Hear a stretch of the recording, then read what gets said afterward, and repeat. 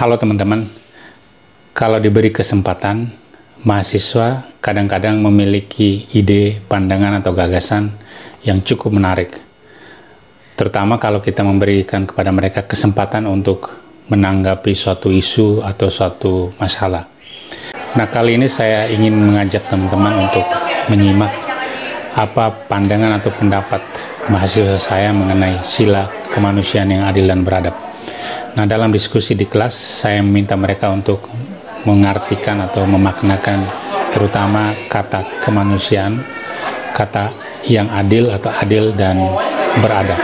Nah, mereka memiliki cara paham yang menurut saya cukup menarik, apalagi kalau kita ingat ini mahasiswa semester tahun pertama, semester 2. Saya meminta mereka untuk mendiskusikan sila kemanusiaan yang adil dan beradab ini di dalam kelompok. Dan berikut adalah pandangan kelompok-kelompok tersebut. Kemanusiaan yang kita tahu itu kalau Pancasila mengembangkan sikap saling mencintai atas dasar kemanusiaan. Nah, kemanusiaannya itu dalam bentuk jadi berbagai suku, etnik dan agama itu bergabung dalam satu kata, yaitu manusia. Selama dia manusia, kita harus memperlakukannya selayaknya sebagai manusia. Contoh konkretnya tuh kayak misalnya dalam bentuk hierarki ya Bang. Misalnya ada seorang pembantu yang dia mungkin dari Jawa beragama Islam, tapi dia bekerjanya sama mungkin orang Madura yang beragama Katolik atau Kristen. Tapi dia harus diperlakukan oleh majikannya itu seperti manusia pada umumnya, jadi nggak diperlakukan lebih rendah.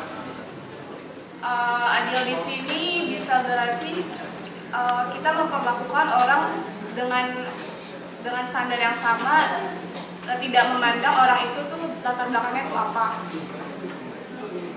Dan kalau misalnya beradab sendiri, kita memperlakukan seorang itu sesuai dengan etika yang berlaku di masyarakat tertentu, dan seperti contohnya dengan sistem seperti senyum, salam, sapa, sopan santun.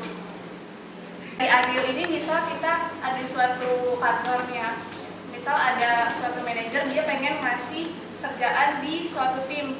Nah, di tim itu ada seseorang yang baru dan belum masih belajar lah istilahnya, tapi dia masuk di tim yang sama dengan seseorang yang udah profesional dan udah di ahli bidangnya.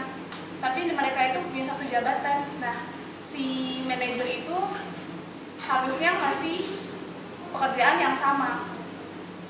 Nah, jadi pertanyaan kan diskusikan relevansi kehidupan berkemanusiaan yang positif. Menurut kami kehidupan yang positif khususnya dengan mengandalkan ideologi Pancasila yang parameternya itu harus bukan pragmatis, bukan materialistis, dan bukan spiritualistis itu cukup sulit, namun masih mungkin. Contohnya saja dalam kehidupan yang bukan materialistis, itu mungkin masih bisa, seperti kita diajarin jangan hidup hedon, makan minimalis, dan segala macam. Sedangkan dalam bentuk yang pragmatis, juga masih bisa dalam hal kayak masih ada orang yang berteman bukan sekedar buat mencari keuntungan, masih banyak bestie yang milenial lah. Terus semata-mata spiritualistis. Nah, menurut kami poin yang spiritualistis ini yang sudah mulai blur lainnya, karena seperti yang bisa kita lihat sekarang banyak banget orang-orang yang mengatasnamakan agama buat bertindak semaunya. Jadi menurut kami jika mau mengembangkan relevansi hidup yang positif, mungkin yang harus ditekankan lebih kuat adalah ide bagaimana spiritualistis itu harusnya juga mengutamakan toleransi dan kemanusiaan. Terima kasih. Kemanusiaan itu adalah sifat-sifat yang layak bagi manusia, seperti tidak bengis, suka menolong, bertimbang rasa, dan keadaan manusia pada umumnya. Terus lanjut ke etika. Etika itu mencakup analisis dan penerapan konsep seperti benar salah, baik buruk, dan tanggung jawab. Nah, terus etis ini berhubungan sesuai dengan etika, sesuai dengan asas perilaku yang disepakati secara umum. Nah, sebagai contohnya, misalnya kita lagi capek, lelah, terus pulang naik kereta, kita dapat tempat duduk, terus terus tiba-tiba ada orang tua masuk, orang yang udah lanjut usia. Nah itu kan kita pasti memberikan tempat duduk kita untuk mereka kan, karena mereka lebih membutuhkan lah. Di Indonesia itu dianggapnya etis baik, tapi sedangkan kalau misalkan di Jepang, kalau kita nawarin orang tua yang butuh duduk itu dianggapnya buruk, karena orang-orang Jepang itu menganggap si orang tuanya itu menganggap kalau dirinya ini diremehkan. Saya masih tua, saya masih bisa berdiri, saya masih kuat, saya bukan lemah kayak gitu. Terus contoh kedua, misalnya ada seseorang yang mengunjungi toko busana muslim, tapi pakaiannya itu kurang sopan, celana pendek, terus baju kurang bahan. Nah, ini salah satu juga hal yang melanggar nilai etis, sehingga kayak ya nggak sesuai sama etis kayak gitu sih, Pak. Peri kemanusiaan dalam kita menghormati diri sendiri. Terkadang di kehidupan ini tuh, di hari ini kita misalnya, saya langsung ke contoh aja, gimana misalnya ada tugas, besok tugas, deadline besok, dan terkadang kita begadang, besokannya kita ngantuk. Kenapa kita harus begadang? Kenapa kita nggak kita menunda sampai kita itu ada satu malam yang harus kita begadang, bahwa kita tahu kita itu harus istirahat.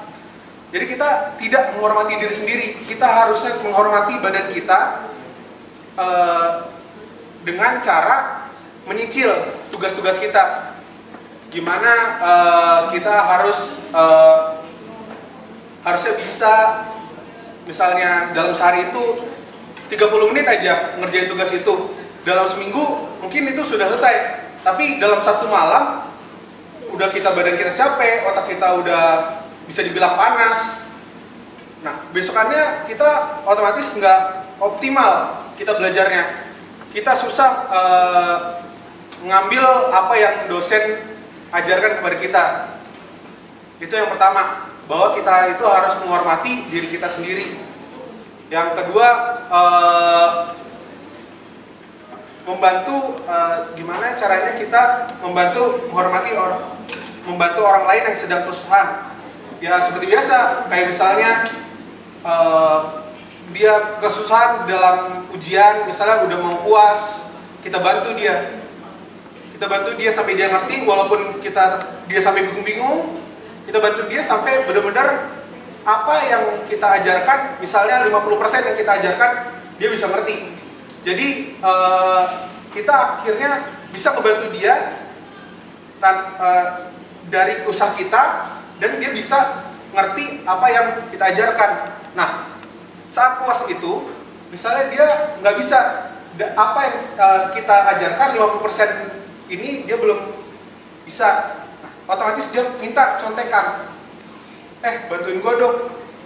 Nah, untuk menghormati kita sendiri, kita jangan kasih contekan itu. Kenapa? Karena itu usaha kita. Kita hormatin usaha kita, apa yang kita udah bisa pelajarin, bahwa harusnya bilang aja, oh sorry, gua misalnya bohong demi kebaikan lu, gua nggak bisa itu, gua belum belajar. Lu bohong untuk menghormati diri lu sendiri. Pasti temen lu tahu sebetulnya dia bisa, tapi dia nggak mau.